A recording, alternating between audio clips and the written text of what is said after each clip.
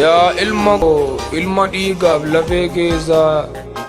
gurra keerra waatu jira moonna keessaa duuba yaannaa sakaleessa atuu beektaa argiteetta jirtas kee si barsiisuuf si guddisuuf akkan ta'e ganda jooree liqeeffadhee dugda fuudhee kireeffadhee qullaa deemee si tuffisee buqunca'een si guddise qorraafoon kee waxalamee cabee lafatti dabalamee qotee ciree haamee dha'ee fooniin dhumee lafee ta'ee daalachaa'ee bifa fixee gaara ba'ee qattaalixee rakkina koon boorsi tobsaa jedhee jooree dafqa cobsaa dhiiga yaaddootiin objiisee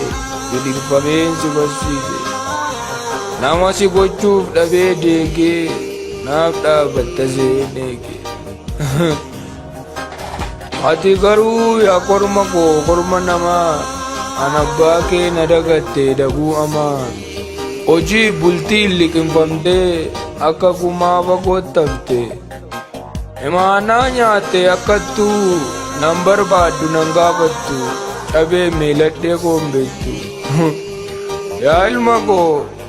sina baaru siifana wamaleeyfaa haa godhatu jireenyi kee simbobbifaa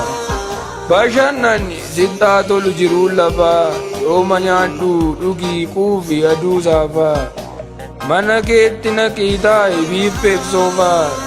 anommayyuu handaqii gogaa yaabeerrafaa maqaa si dha'u nan dhagaa akka maqaaf ree amma keeyyuu maaltu gaa qabda jedhu imbastarii ta'uuf deemta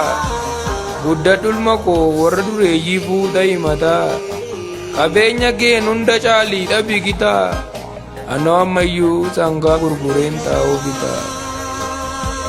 mana abbaa kee qote bulaarraa ilma koo galma ga'ee na irraanfatte yaa abbaa koo karakkate kana lawana sumaaf dabartii baree gaafte koo obse yaa harmee koo